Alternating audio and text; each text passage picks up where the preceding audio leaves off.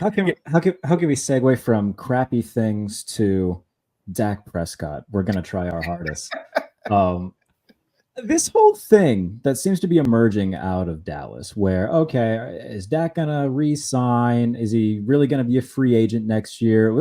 I'm leaning toward he's gonna test the open market because A, why wouldn't he want to? Right. And B, if you're Dallas, man, I mean, they've been doing this thing for nearly a decade. It at some point for both parties involved, it feels just like endlessly hitting your head against a wall, hoping for a different result. I think I have my own theory about what's going to happen with Dak, but I want your thoughts on that. Well, I mean, I'm eager to hear your theory, Yeah. but you're right. We can sit there and say, well, Dak's a top 10 quarterback. He's 8th or 9th or 11th or whatever. All true, all true, all true. You're right. You reach a point where it's diminishing returns. You reach a point where both parties, Dak and the Cowboys, look at each other and say, this isn't working out. We've been doing this for, 6, 7 years. It's not working out. That's fine. That's fine. Did you hear or read the story coming out of Dallas? And it's from like a radio host, but it's from a radio host who does the show with Jerry. No, I didn't. That the team is getting tired of Micah Parsons's. Oh yes, I did see that, which is very much them just being like, okay, how can we lowball this guy and try to get it out there that he's a bad teammate or anything like that, so we don't have to pay him as much money as he deserves. It's so stupid. It's so yeah. And if that's what it is, it's stupid. You can't lowball everybody. Yeah. This is not how you do business in the NFL. Let's crap all over our players. Let's be publicly shitty about it. And then they're all going to come back and say, oh, my God, I don't know what my market value is because you're mad at me. No, they're going to walk away from you. Yeah. They're going to walk away from me. Or what normally happens in Dallas, they wait and they realize Cowboys need Micah more than Micah needs the Cowboys. So you wind up paying a premium. That's what happened with Ezekiel Elliott because they ran that one to the end. That's really what happened with Dak when they ran a franchise year with Dak. And then they signed him. It's like, oh, we'll play chicken with you. And Dak's like, yeah, sure, I'll play chicken. I'll play chicken. You have to pay me a 20% raise with the franchise. Then it would be another, whatever it is, 25% the second year. I'll play chicken with you. And they couldn't play chicken anymore. The Cowboys can't do that with everybody. If they're tired of Dak, fine. If they're lowballing Micah, fine. What did they say about CeeDee Lamb? It's like, oh, we don't want to have to give out 3 or 4 guys to keep CeeDee Lamb. And he's already getting antsy about getting paid too. So, I mean, you got 3 guys there that all need paid.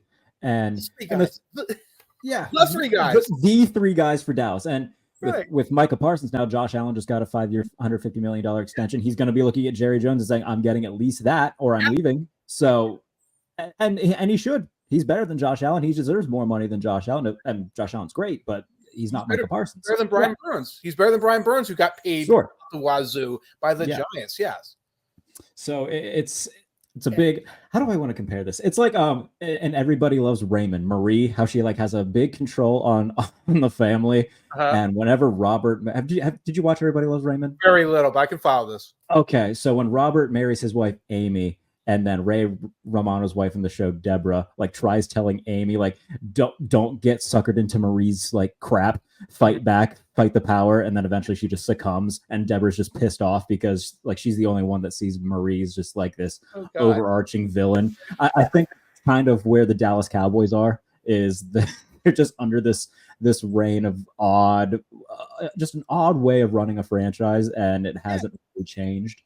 Yeah, when my mom got into her 80s, like she started completely losing track of money, and there was money in the freezer, and like in between the slats of the Bible and everything. But like she had some savings in the account. She was not a poor woman, but like, do I have enough money to get a haircut? It's too expensive anymore. They expect a $10 tip. It's like, Mom, you have enough money to buy a haircut and go to lunch with your friends and put money in the collection plate and do all of these things, and she wouldn't listen. I worry Jerry's there.